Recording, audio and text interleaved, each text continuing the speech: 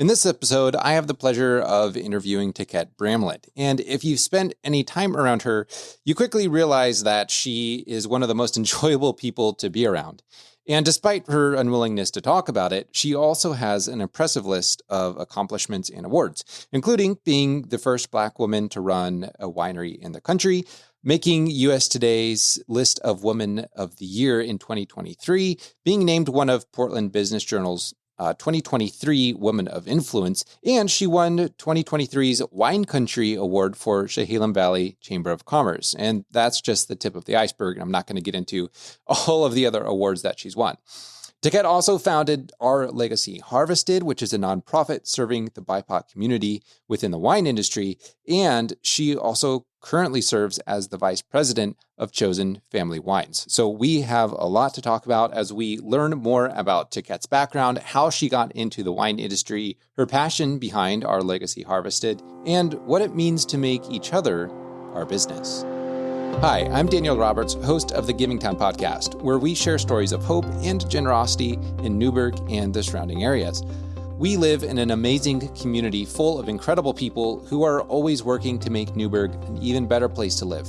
And this podcast is all about sharing those stories and helping the people in our town be inspired, get involved, and have hope for our future. This podcast is also brought to you by my real estate team, the Joyful Roberts Group, and it's also part of our mission to serve this community, not only by providing amazing service to our clients, but by helping Newburgh be an even better place to live. So if you're looking to buy or sell a home anywhere around Newburgh, reach out to us and we'll be happy to serve you. Well, thanks for tuning in, and I hope you enjoy this episode with Tiquette Bramlett. All right, well, Tiquette, I am looking forward to interviewing you today. I like when people laugh. It's fun. It makes it nice to just not be so serious all the time. Exactly. You don't have to always be serious. Yeah. So I can tell from the first few minutes before we started recording, just laughing at random things is fun. So anyway, but we're not here to talk about laughing and random doom scrolling. So you've been...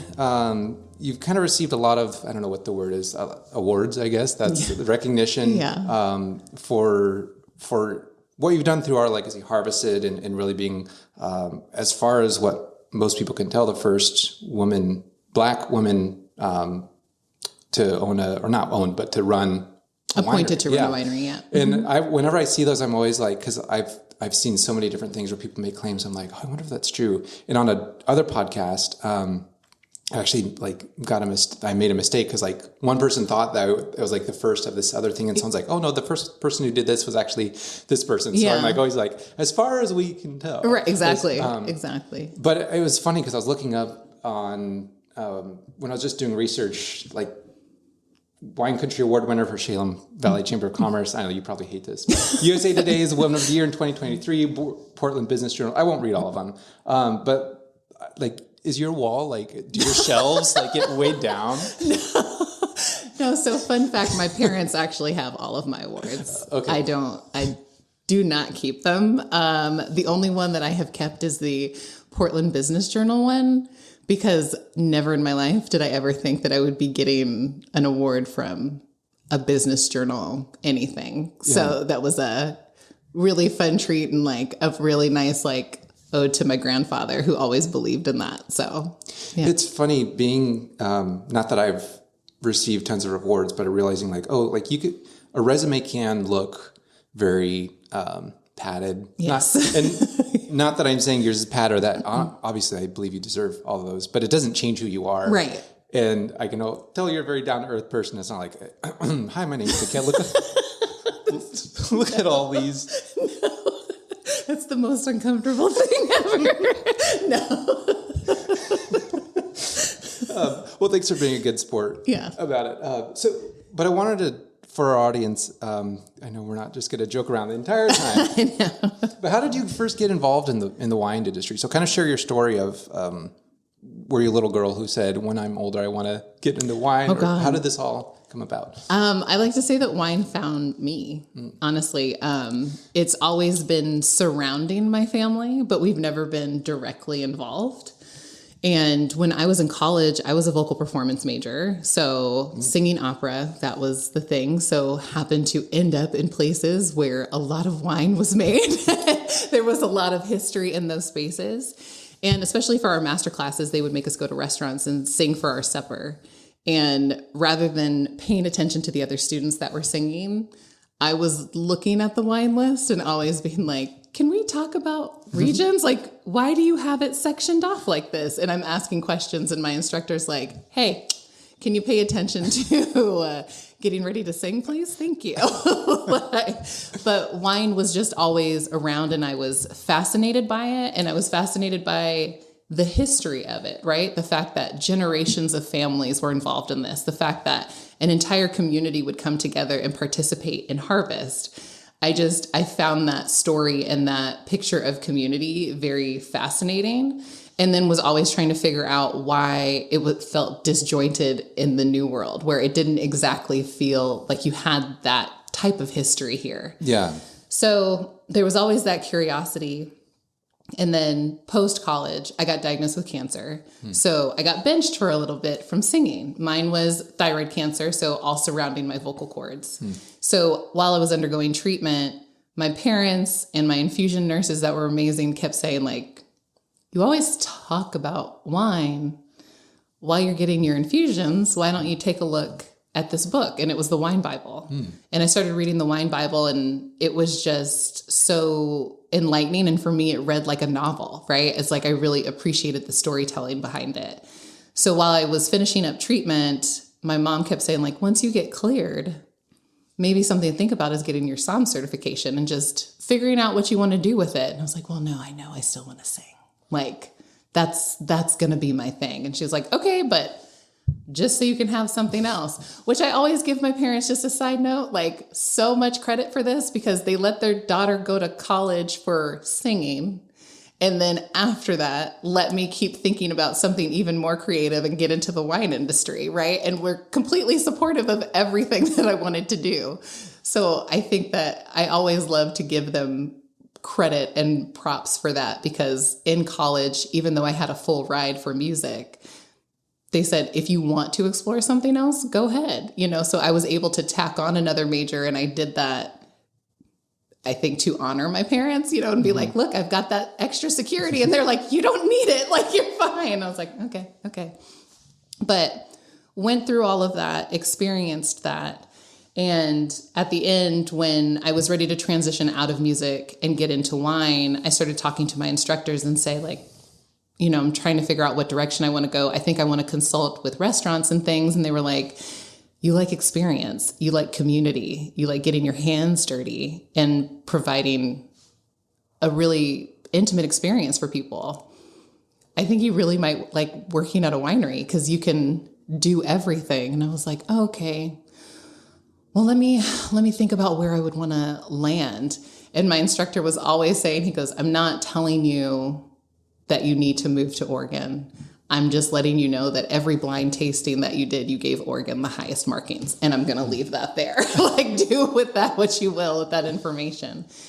And came up here to visit a family friend, stayed for the weekend, and just said, let me just put some resumes out there and see what happens and where I go from there.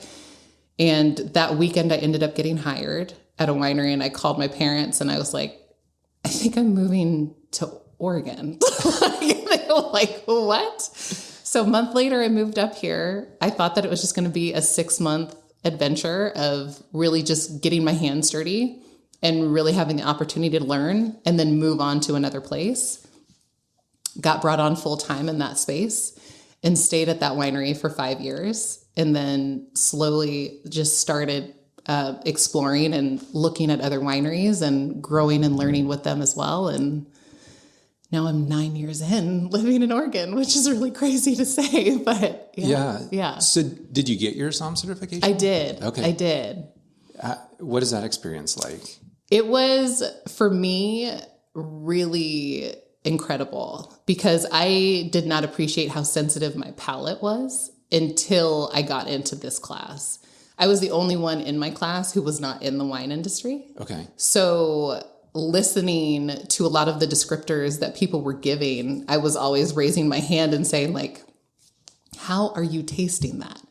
And then my instructor would say like, well, what are you tasting? I was like, I'm getting tangerine. I am getting these different notes. I'm getting honey, and it's a specific honey from where I grew up in this valley. Like I'm tasting that because that honey has eucalyptus, and that's what it's reminding me of.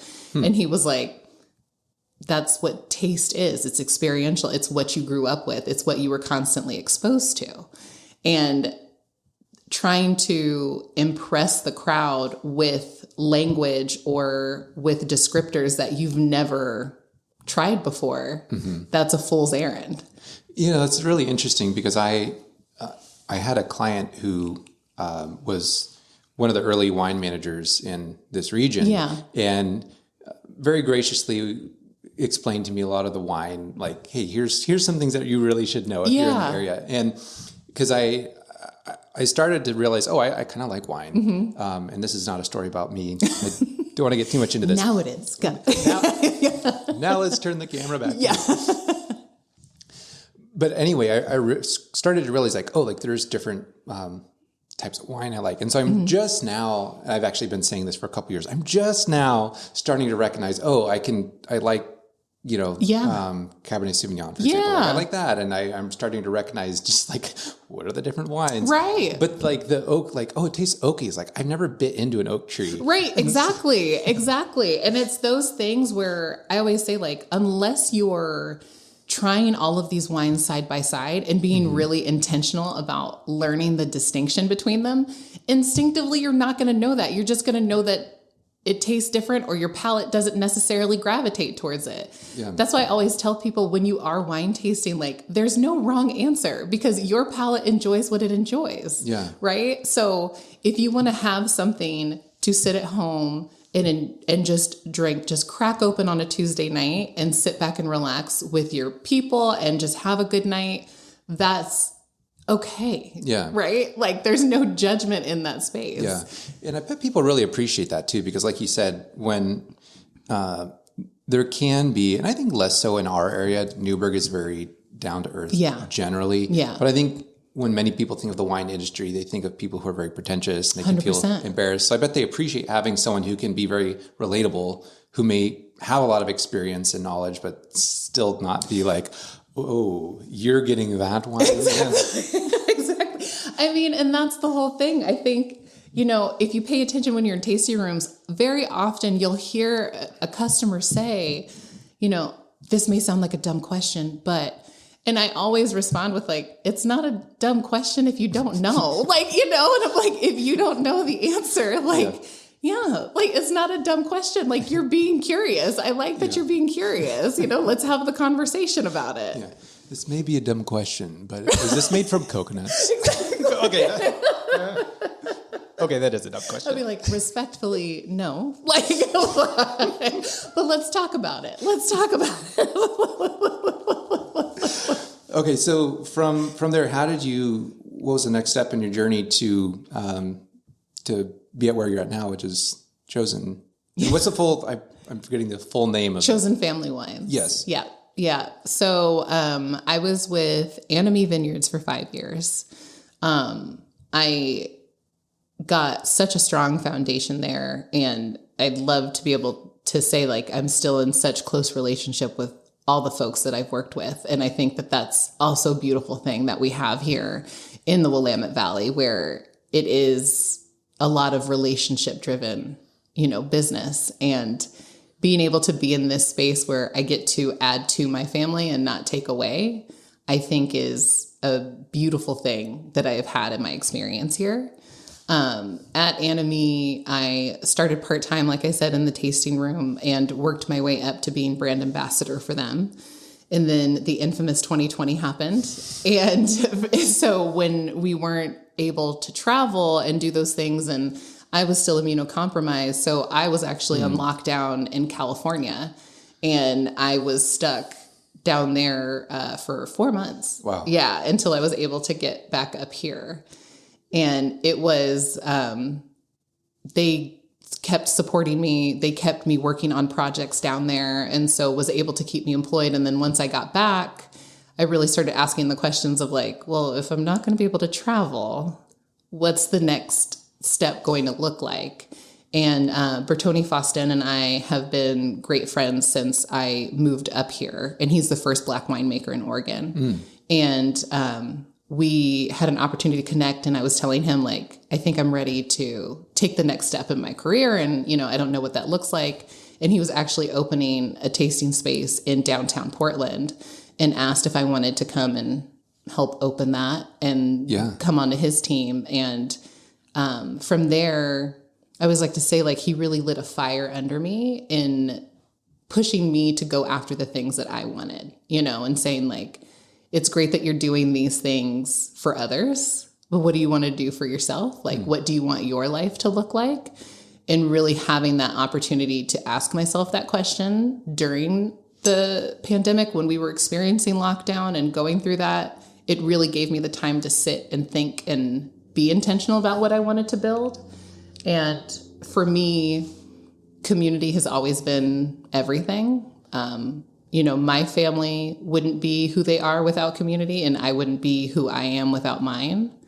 And for me, the biggest thing of while I was living up here is saying, like, I want to be able to build this community and build this bridge. And what would it look like? You know, like, how would I bring everybody into the fold for what I envision our space looking like up here? Yeah. And that's how our Legacy Harvested was built. I just slowly started working on that and getting ready to introduce that to the world. And then, when I was working for Bertoni, I met another couple that had taken over Vidon Vineyard, formerly Vidon, now Compris Vineyard. And they asked me if I wanted to come on as their president and run the winery. And I was there for about a year and 2 years. That was 2 years. Pandemic times, I lose all sense of timeline. I'm like, I don't even know what that was. It was 2 years. And then Channing asked if I wanted to come and help build Chosen Family Wines. Okay. So I've been with Chosen for about 7 months now. Okay. So what is the timeline from when you were at Anime? I want to say Anime, but it's not. It's Anime. Get that right. So from there, so what was the timeline between that and our Legacy Harvested and like the different positions until Chosen Family Wines? Yeah. So it's been a 7-year timeline. Okay. Yeah. So because our Legacy Harvested was started in 2020. Yes. Right. Yeah. Okay. Yep. In the heart of 2020. And so that's make sure I ask this question right. What made you decide? Other than what I know you were just kind of explaining some of the heart behind it, but what was like the main reason of like, okay, I want to actually do this and like actually make this a thing? Like what? Yeah, I think during COVID and when the protests began, a lot of people were reaching out and saying, we want to support people of color that have small businesses. We want to support the BIPOC community that has small businesses. Where do we go? And I always appreciate the fact, like what we were talking about a little bit earlier, I always appreciate the fact when people come to me earnestly and say, I want to support, I don't know how, right? And like, I need that extra instruction. During that time, there were so many things happening where I also needed time, right? So it was like, I also recognize I can't be a resource for everyone, but I can provide a platform where you can now come and make those connections. And now there's no excuse. You have now had the opportunity to meet these people and build community in this space together. Yeah. And so a friend of ours got together and we were sitting and enjoying a bottle of rosé and checking in with each other and seeing how we were doing. And she was commenting on the same thing of saying a lot of people were reaching out and saying, how can we support BIPOC businesses in the community?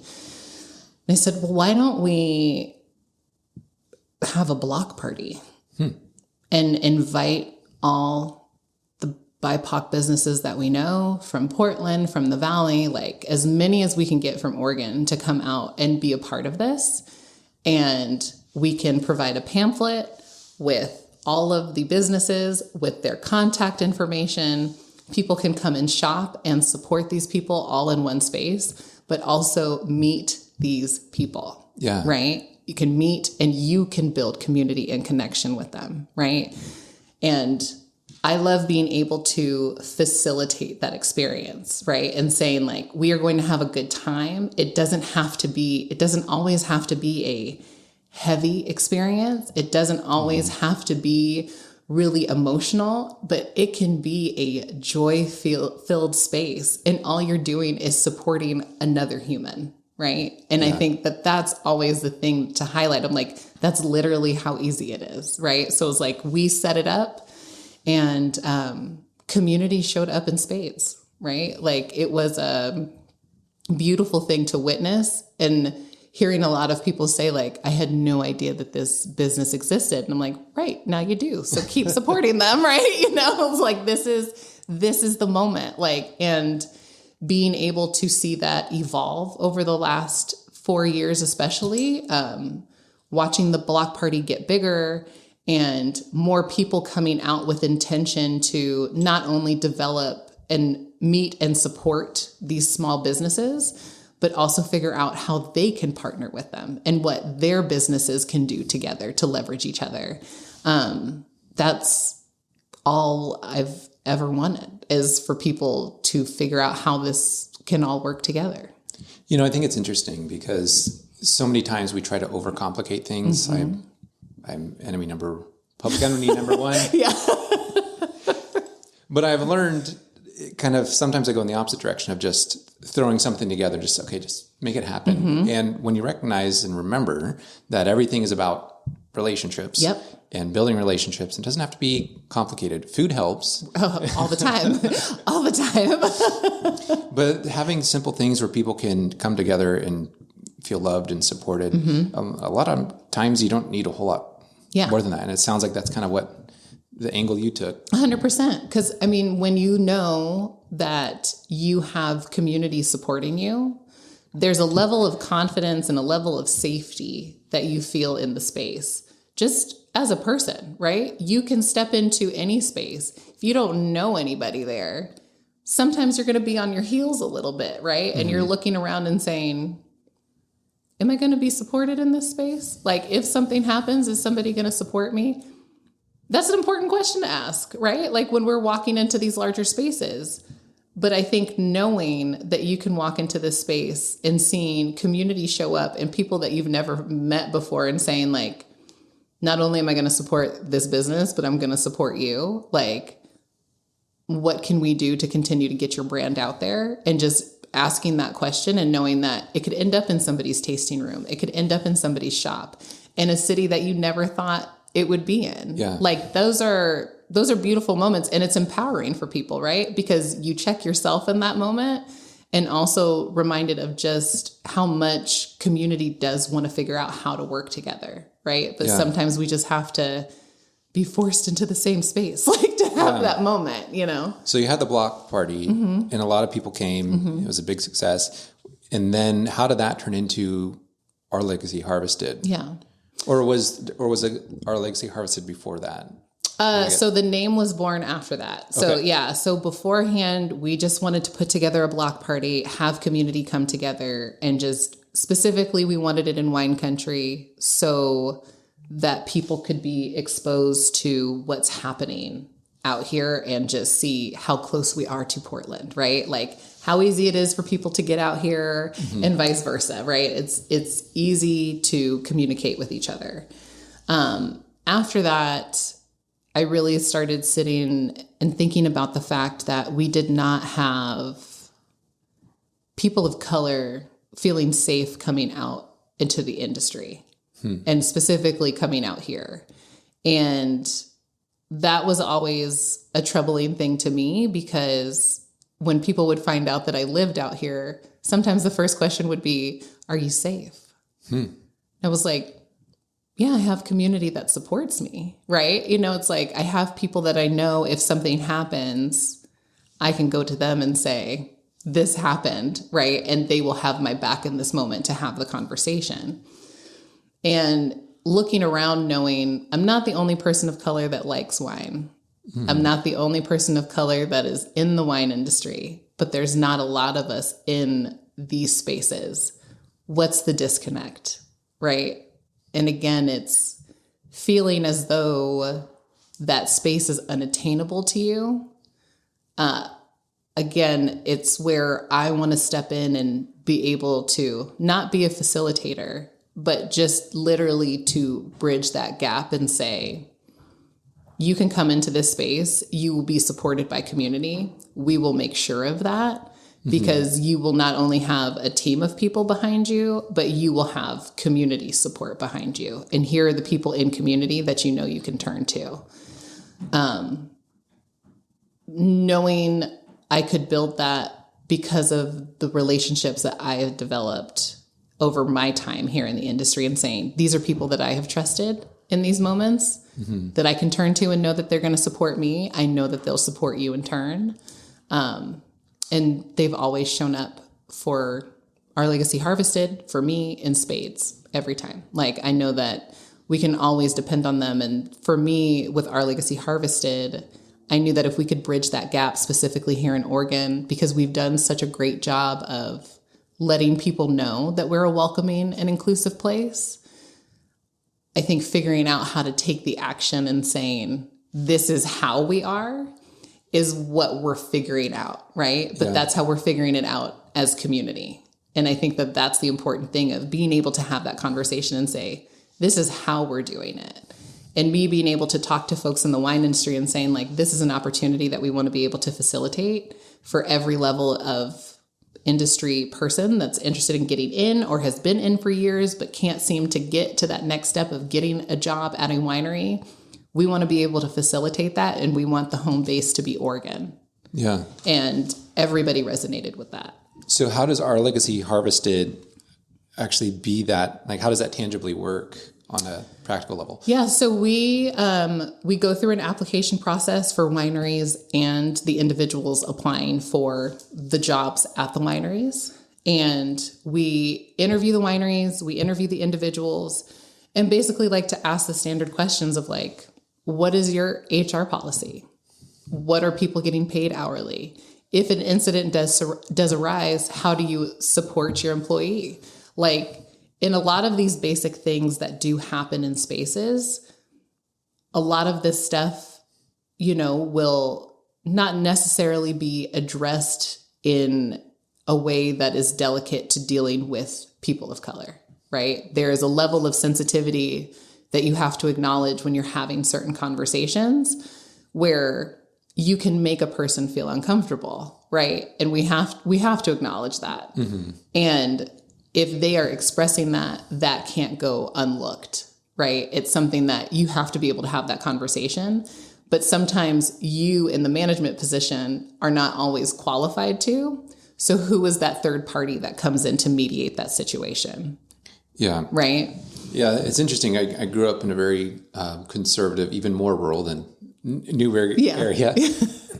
And there was this impression that, oh, you know, everyone just, you know, people make fun of each other and that's just how it is. Right. And as a white person, you don't know what it's like to be, I've never really been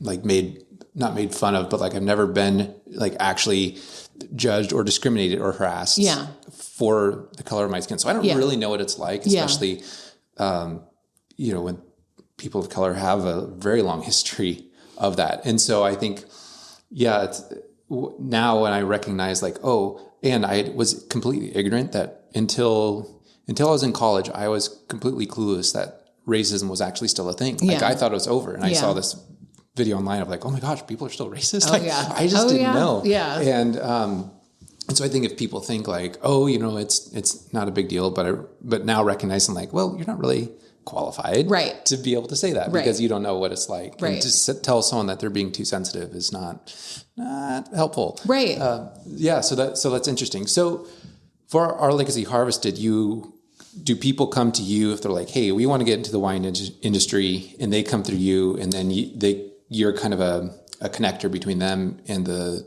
wineries themselves? That is correct. Okay. Yeah. So we have an application for individuals that are interested. And right now we start with the foundation of them working a harvest because it's labor intensive, right? You are working long days and some are very hard days, right? With what you're having to do. People are not always showing up as their best selves. And it's where we remind them as a person, sometimes you have to rise to the occasion, right? It's going to be a challenge.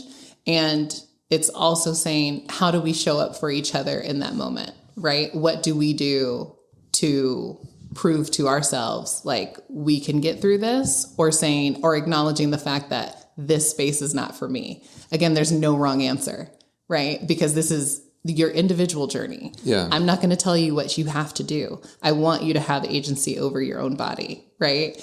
And being in those spaces, you watch something awaken in the person of, you watch that light bulb come on where all of a sudden they're understanding, witnessing it from vine to wine. They're understanding that process and figuring out what level of the industry they exactly want to be involved in. Because if they tell us that they're curious about something, we make sure to connect them with community that is involved in that particular thing, in that particular skill set. So they do have an opportunity to learn more. So it's not just about harvest.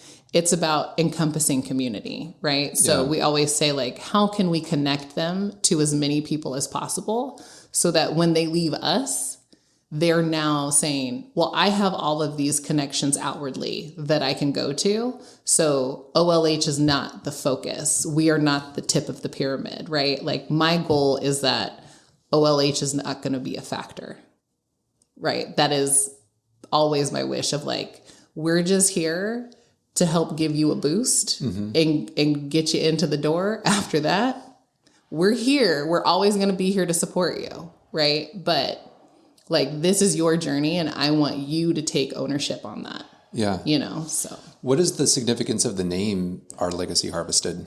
So it's based off of the African phrase from Ubuntu. It's, I am because we are. It's the foundation of my literal family. Like I said earlier, my parents and my grandfather are very community oriented people. My grandfather was the first Black general contractor for California. And he dealt with his fair share of hardships in that space, especially being an interracial couple. It's like, I love the background drums. I don't know what they're doing. Yeah, right. It's like, you probably can't hear that on the podcast. Someone's making a lot of ruckus behind us. It's getting exciting in here. But in his journey, and, you know, especially marrying a woman coming from another country, my grandmother is from Holland, and coming from that space, they came to the States in a time where their marriage wasn't recognized initially, right? So it was a challenging time, to say the least. And then, sorry, it's really funny. And then coming into a space. Not my grandfather's story is not funny. I'm sorry. It's like the noise happening in the background. It's very funny. So, like, very sorry. Broke my focus. Okay. Coming back. I appreciate you. Yeah. But coming into a space where he was going to be the first coming into this space and saying, where am I going to fit? What does this look like? But he had community come in and say, we're going to give you this chance to come and get your license and do this stuff. And when he decided to say he wanted to start his own business, people were like, no one is going to want to work with you. No one's going to let you hire any contractors. Like, this is not smart. And he was like, well, no, I'm definitely going to do it. Right. It was like he had that vision, and he founded Air Sheet Metal and proceeded to start bringing in people from surrounding community. It was a lot of men of color to start. It was a lot of men that were coming out of prison, looking for job placement. In what year? Do you know what year this was? He founded it in 1972. Okay. Yeah. And he started from there and giving these men opportunities and really teaching them the craft and getting them into the trade. And it's amazing because a lot of these men have their own businesses now. I am honored to say that I get to call them uncles, right? They're still a part of my family. They are people that I can use as a resource. 2 of them helped move me up here. They packed up a truck and moved me up here and helped me get settled in. I got to grow up witnessing that and witnessing what community looks like. And again, I think the biggest thing is always saying, like, no one is beholden to me. And even with my grandfather, he always said that, like, no one's beholden to him because he helped them, right, get started. He was like, watching you win and watching you go live your life, that's the win, right? And again, like, that's community. They knew that they could always go to my grandfather if times were troubling and they were trying to figure something out. They knew they could always go to him, and he would be able to say, yeah, go talk to this person. They can help you out. I'll give them a call. We'll get you connected. And it's being able to witness that. I always say, like, it's in my blood. And when I would ask him why he would put this extreme effort in when we were kids, because you'd watch him give so many hours to things. And we would ask him that, and he was like, it's our legacy harvested. Yeah. It's really interesting. You use the word Ubuntu, and I only just learned about that word like 2 or 3 weeks ago. I met someone from South Africa who I'd already called a friend. They recently started going to our church, and just got to talking about, because he grew up there. Like, he had generations of living out there, and he met his wife down there. Anyway, our kids were playing together, and I just got to talking, and we actually got to talking about like apartheid and like deep stuff, which is like not common. That's earlier when we were talking before we started recording. I just always recognized, like, hey, I don't remember how the conversation brought up. It's like, hey, what's it like being right? But recognizing, like, hey, how does this work? Right. When I think it's actually Port Elizabeth is being renamed, and I don't remember what it's being renamed to. I'll butcher it if I try to pronounce it. But I asked about that, and like, is that like a lot of the pushback now that apartheid's over? Like, where segregation ended, 50, 60 years ago, whatever or was it 61? That's bad. Yeah. I need to know this. Yeah. 61? Yeah. Okay. So 60 years ago. Yeah. Apartheid only younger ended, than my dad. and apartheid was only like 30 years ago. Yeah. And that's crazy because they're now like, there's a lot more that, like, it's much fresher for them. 100%. But anyway, he was talking about this concept. That was kind of not even relevant. I just think it's fascinating where we're at in the world. I don't want to get too much down into that because it'll be a much longer podcast. But he shared about this phrase Ubuntu, which means that I am because you are, I am because we are. There's not really a direct translation, which is many of the things you talked about, which really is like, oh my gosh, that's what we crave in community. Like, that's what we need. And he said, a rough translation might be, I don't need a wheelbarrow because you have one. 100%. I can go borrow it. I don't need to have every single, and I live in a neighborhood where there's like 100 homes all within, if you have a good arm, you could probably throw a rock into any of them. But I felt bad borrowing my neighbor's lawnmower. Right. And I felt like I need to get my own because I don't want to be a burden. Right. And asking, and there's just not, we don't do a relationship with our neighbors and community as much as I think happened in the past. Yeah. And it kind of made me sad, but also kind of a spark of hope. Like, how can we take Ubuntu and bring it here? Yeah.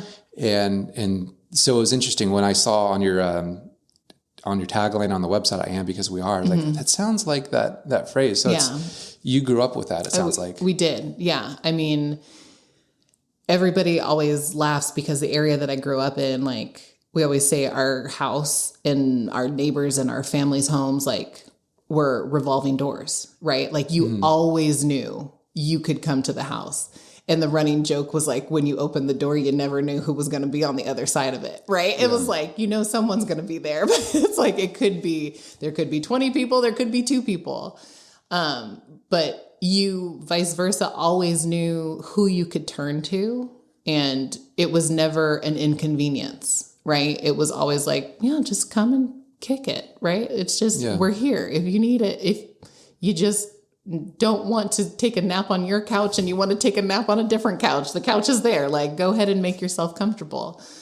And it was very empowering to grow up in that space, right? Because you knew that you were safe. When I was getting ready to go to college, it was the first time my parents had to have that conversation with me of saying, not everybody believes what we believe. Not everybody carries this philosophy with them. Not everybody's going to respond well to it. You still need to stay true to who you are, right? And so regardless of the amount of people that would always say, that's ridiculous that you're doing that. It's ridiculous that you believe in that. Okay, I'm ridiculous. Like, it's like that's, yeah, you're right. I am ridiculous. I'm going to do it anyways. Wow. Right. And it's because I credit a lot of because of the foundation that I was given. And I knew regardless of what was happening in that space, I still have community. I still have people that I can turn to and lean on and take the lessons, take the lickings, and still go there and say, how can we do that better next time? Right? Like, what can we do? And call in community and say, yeah, I don't have the answer. I need help from you guys. Do you find that, and I where are we on time? We're at 40 minutes. Gosh. But I love this stuff. I mean, this is what I'm passionate about. I mean, the whole reason I do this podcast is ultimately I want to help foster a sense of community, sharing hope. And honestly, I think one of the things we need for hope and to really help our culture and society thrive is finding that sense of community again. Yeah. It's not Facebook. No.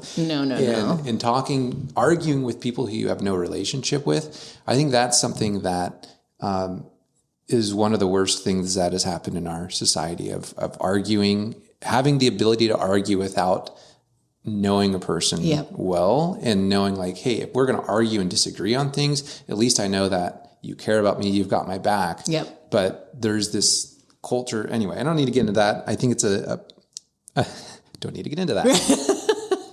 But having this sense of community where we can, and part of me is like, is it even possible to have that again, where we've become so individualistic and we're all in our own lives and we'd be a little put off if someone showed up to our door because we don't have that sense of community. And I think that sense of trust and relationship is needed first. So I'm curious, in moving to Oregon, most of the people who already lived here don't have that sense of Ubuntu, right? And so how did you find that, or did you help create that? What was that like? I like to think that I sought it out, right? And found the people that also believed in it, right? And just leaned in. I always say it's like you have to test the waters, right? And see what it's about. I mean, the first few years, admittedly, I was not committed to Oregon. Like, I was like, I'm not going to stay here, you guys. I'm here to learn, and I'm going to move on and keep exploring and doing all the things. Like, I'm not moving to Oregon. I'm here temporarily. That was the thing. That was my tagline. So I kept relying on my community in California, and I would fly home every other month, right? I would go home. I'd spend some time down there. I would be around my community, get fueled back up, and come back in for the fight.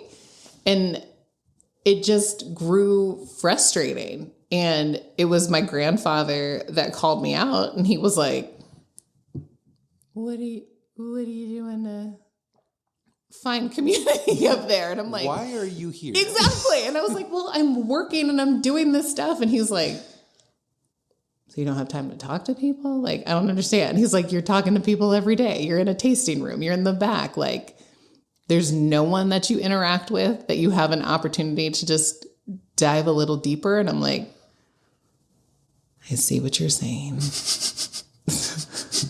I'm going to take my lickings and I'm going to figure this out.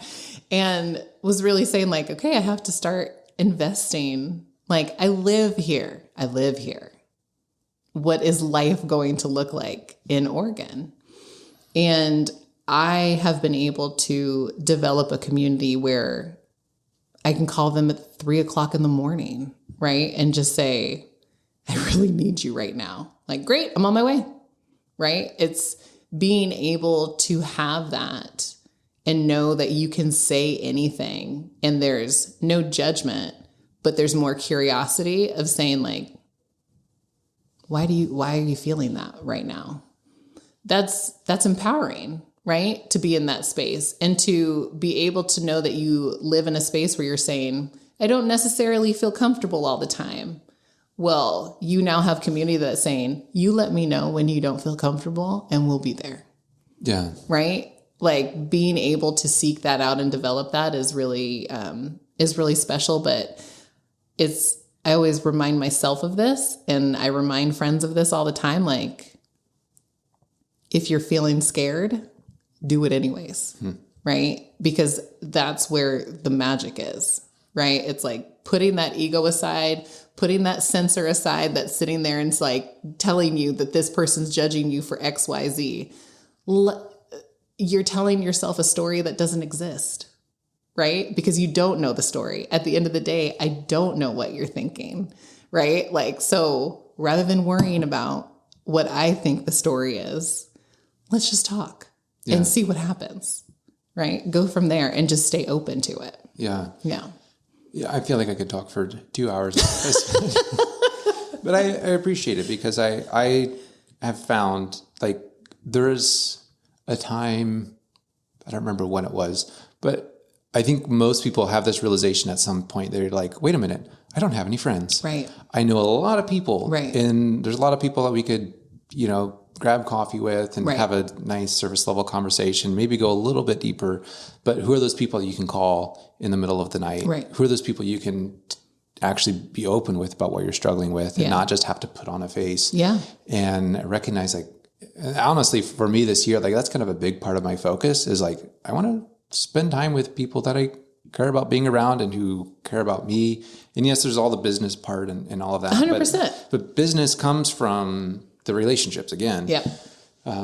Again, not to get into all of that, but this is, no, I'm really encouraged by this because it's making me think again. There's not BBC. There's a podcast series called, I think it's called How to Talk to People.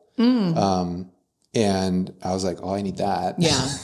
But a big part of it was how to create community. And you have to sometimes be the first one to take those steps. And sometimes people aren't looking for it. Yeah. And they're a little put off. Like, what do you mean you want us to come over to your house? Like, we don't do that. 100%. 100%. And not taking that as a rejection, but wow, this is just something we all, like, it's going to take us as individuals doing that and reaching out to people and creating that.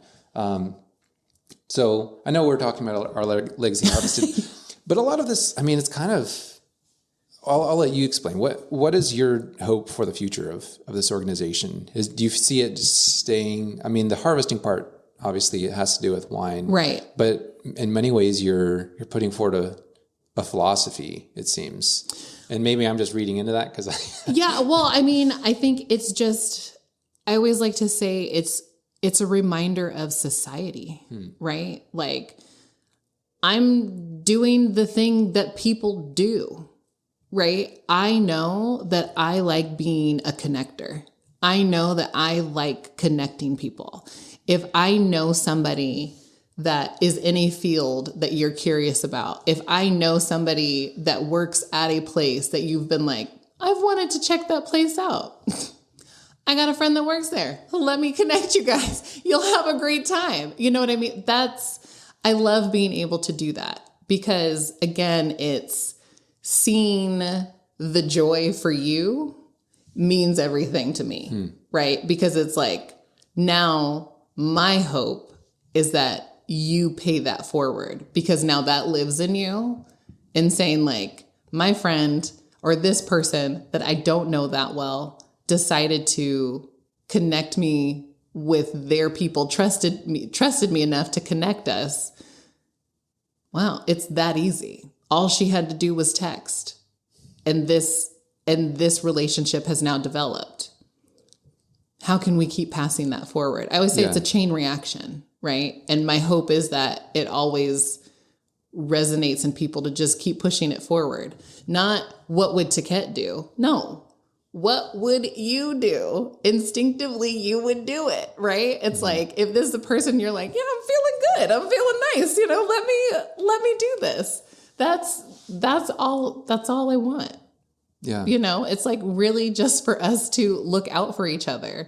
I always say it's like, it's not my business, whatever you have to say about me behind my back, right? But you are my business in community. I am going to make sure that you are okay. Like, we are each other's business. Yeah. Right. And I think that that's always my thing. It's if I'm seeing something and I'm like, that person is looking physically uncomfortable right now. Like, you just make sure they know that I'm in the space, right? Like, they know that someone is seeing them, right? And if they need to come over, they can come to this space. How are we looking out for each other? How are we being each other's business? Yeah. Right?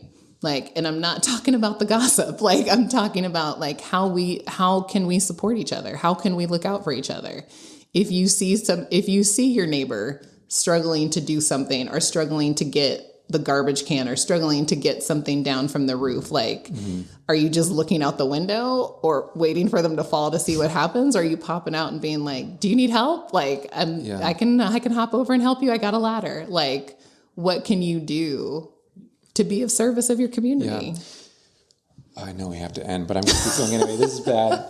You know, one of the interesting things with that is many people feel, I don't want to, like, if someone says, do you need any help? The immediate response is, no, I'm good. Yeah. Because we don't want to owe someone anything. 100%. And that's like, and I feel that too. Yeah. And it's hard when there's not already that sense of community to say like, I know, but how can we, it's vulnerable. Yeah. To accept something. It's actually more vulnerable, I think, to be willing to accept help than to offer it. It's really easy to offer it because you're now like, it's kind of like a power dynamic. I know that sounds weird. It's ego. Ego's a tricky thing. Like, you know what I mean? Ego tells us stories, right? In our minds all the time of saying like what you just said. If I accept this help, like, am I going to look weak in this moment? Mm-hmm. Am I going to look like I can't support my family? Am I going to look like I can't support myself? Yeah. Right. And I think for me personally, it's like, now they're going to, I owe them something. I have to do like, they're going to be expecting something from me, and am I going to like disappoint them? Right. And it's like just being able to accept it. But relationships are like that constant, like serving someone, helping them, and then being able to receive it. It's not a scoreboard. Yeah. You know what I mean? And it's like, the universe always brings it back in time, right? There is going to be a moment that is going to be presented where you have the opportunity to give something back. The question is, do you rise to the occasion, right? Like, it will present itself. Yeah. And if you miss it, sometimes it keeps circling back in different ways, right? And that's where we as the person have to pay attention to when that moment arises. Because at one point, you're going to be like, the same thing happened a few months ago or a year ago, and like, it keeps happening. Yeah. Cause everybody's like, you haven't figured it out yet. Like, we're trying to help you figure it out. Here's the moment. Yeah. Right. And I think it's such a thing. It's such a tool that we all have. And like, we all say it, right? Where, I don't want this person to feel like uncomfortable helping me, and I don't want to put them out. And it's very easy to think that. But also they're offering, right? And it's like, that's the thing. It's like, I always tell people, I'm like, I'm not going to offer something I don't want to do. So. And maybe that's something too, is don't offer something if you don't mean it. Like, 100%. Why did you accept that? Exactly.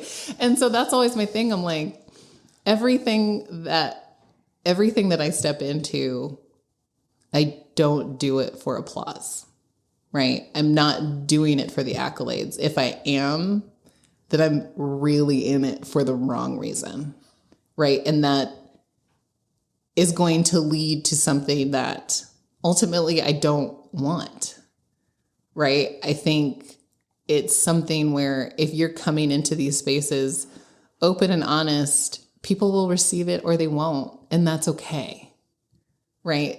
I always say, like, as long as you're willing to have a conversation or just be in the room with me, we're good. Like, we can have a debate. We can disagree on things. Absolutely.